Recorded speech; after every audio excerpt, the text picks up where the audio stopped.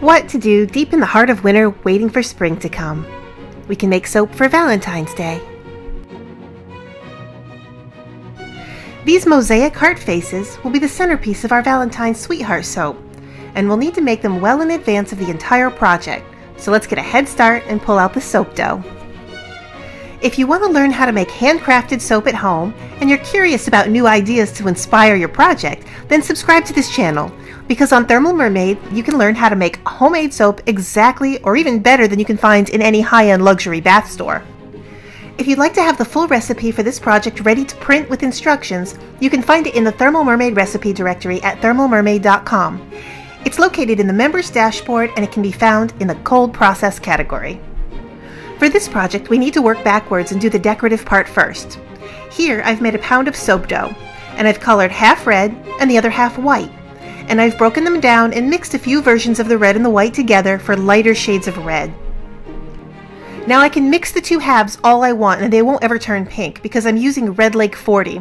And mixing the Red Lake 40 with white takes you from deep ruby red to fire truck red to light apple red. You'll never get pink. And I'll show you how to get the pink later on in this video. Now once I've gotten them all into little pieces, I'll dust them with colored mica. And you can choose any contrasting color, but for this project, the white soap I'll coat in Cosmic Caroline, the darker reds will get Gold Shimmer, and the lightest red will get Raspberry Shimmer Pop. Now this mica, which is about to be dusted into the pieces in the bottom left-hand dish, is listed as not stable in cold process.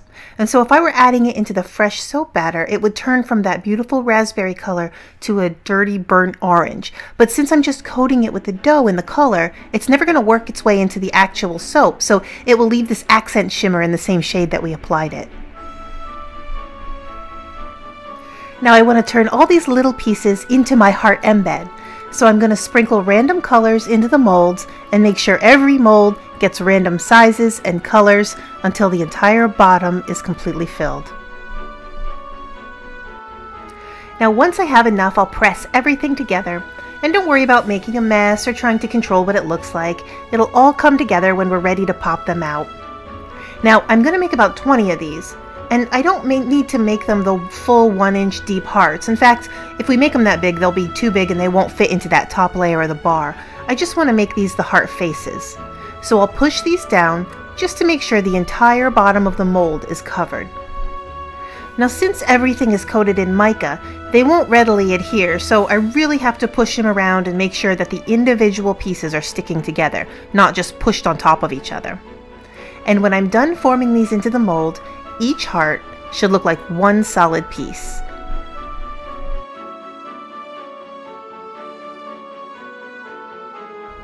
And of course, just like any other freshly poured soap, we do have to set these aside to cure and become hard. So we'll leave them alone for 24 hours and come back to polish our mosaic hearts when they're ready. And after 24 hours, these are still soft but firm enough to remove them from the mold and wash them up. Having everything covered in mica reduces the contact with the air just a little bit, and when I make embeds this way, sometimes it's helpful to leave them for a little bit longer. But right now, they look like they're in the perfect state to pull out of the molds, and we can start working from here. And the last thing I want to do to prep our little hearts is to wash their faces. I want all the mica cleaned away, and washing them in a bowl of water will help blend everything together just one last time before they cure for good. Now I'll have an embed that looks like one piece, and it'll have just a hint of contrasting mica in the cracks between the colors, just like a newly polished piece of jewelry.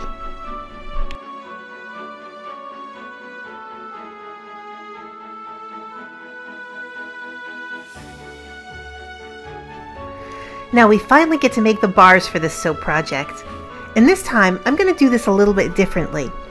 Now for this project, I want 4 flat layers like a strawberry cream layered cake.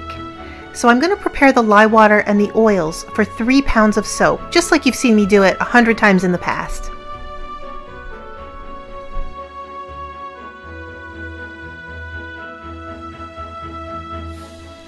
Now what I have in this bowl are a combination of hard oils and soft oils. So I need to melt everything down and combine it together. Now this oil combination is going to trace at a medium speed, not too fast and definitely not slow. And since I'm pouring this into a flat slab mold, I want these layers to firm up before I add each layer on top. And so what I'm going to do is divide out 1/4 of the lye water and the oil combinations, and I'm going to emulsify 1 part at a time. Now I'm also separating out the fragrance and adding it to each part as well. This bar is getting a blend that I created with Love Spell and Harvest Moon. Love Spell is just a little too fruity for my liking, but it's still a popular romantic fragrance. But I've brought it down with just a little base of spruce and cedar, and it smells like a delicious feminine outdoor aroma. Remember I told you earlier how we can use reds to blend down into pinks? Well, you can't do that with the lake colorants, but you can do that with some of the micas. And Soapberry Red works very well if you want to bring it down into a pink or a pinky melon kind of color. And that's exactly what I'm doing right here. With just 1/4 teaspoon of Soapberry Red mixed in, we're ready to pour the very bottom layer of the mold. Now I'm just going to mention in this video that I've now had this mold that's made out of a cardboard box and crafter's tape for 5 years, despite the fact that I have a shelf of custom molds. Here I am, using one of my favorite contraptions.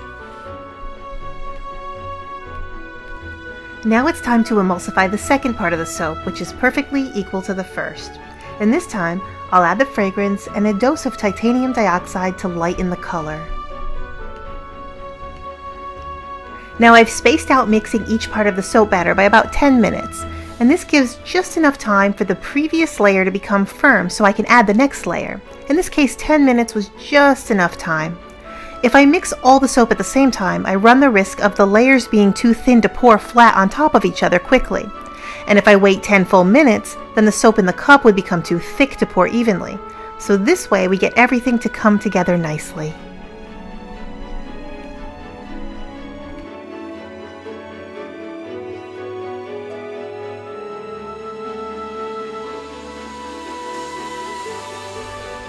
The third layer was made just like the first and the second. This time I have to be just a little bit more careful because that cream colored layer hasn't quite firmed up. So I'm just going to drop the soap right along the spatula and let it very, very slowly pour across the top and hope we don't mess anything up.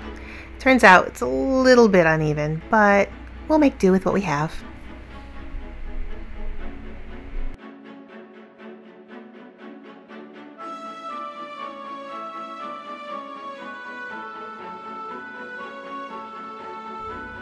Now our fourth and final layer is going to be just a little bit different than the previous 3. This time, we're adding our titanium dioxide and our fragrance to lighten it up, but I'm going to separate about 2 or 3 ounces of the soap. I'm going to add just 1/8 teaspoon of the Soapberry Red and just make a blend of a nice light pink.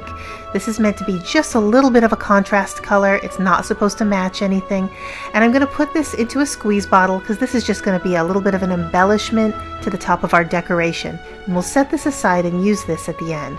But first, we'll pour our final layer and add the titanium dioxide, the cream layer, right across the top so that we can finish off with our embellishment and our decorations.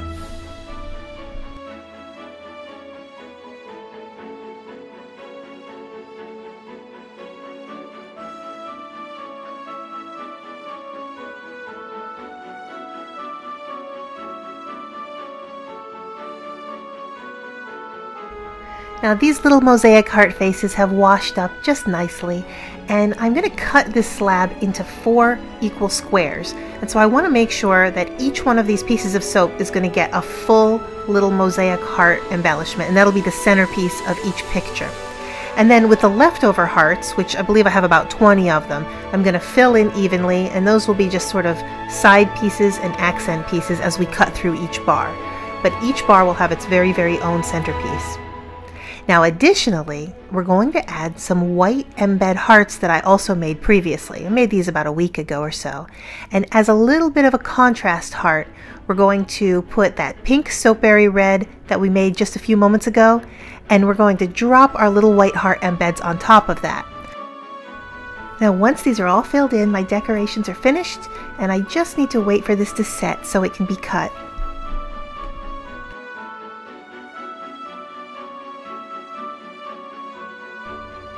And here it is 24 hours later, and so I'm ready to pull the entire slab out of the box and score it to be cut into even squares. And even right at this minute, before I put the first cut into the slab, I know that it's just a touch too soft. And this is probably my biggest weakness when I make these larger projects. I've walked past it 50 times today, and throughout the course of the day, I'm so eager to cut it open that I always have to see inside just a few hours sooner than I really should. But no worries, these will clean up just fine. However, one note to consider. The white embeds were made a few weeks ago, and they're far more cured than the rest of the soap, and that made cutting a little bit uneven. So I will clean up the edges once it's had time to properly firm up. And as you can see here, we have our very first piece ready to be set aside to the curing rack. Now these will take 6 weeks before they're ready, and that will leave us ready for these to be sold just in the nick of time for Valentine's Day. Check out that rough edge. When I make these, I always make them just a little bit larger than I expect to, and that gives me plenty of room to clean up the edges when I'm ready to. You can tell here based on this slab mold that I'm not putting it through a slicer, and by doing it by hand, you get some uneven edges. Sometimes they're a little crooked, sometimes they're a little bit skewed to the side, and when we make them nice and large, over 4.5 inches a piece, that gives me plenty of room to clean up those edges, and when they're ready to finally be cured, they're nice and even and clean. I hope you enjoyed this episode while we make our mosaic Sweetheart Valentines. And if you'd like to make this at home and you'd like to work on your project with us and you have any questions about what you're working on, come on over to our Facebook group and join us over there. And that way you can talk with us one-on-one and we can help you get some ideas about any projects, or we can help you with this very project as you're working through it. You can find us and chat with us in live time over at our Facebook group at Thermal Mermaid Soap and Bath Making. Come on, we'll see you over there.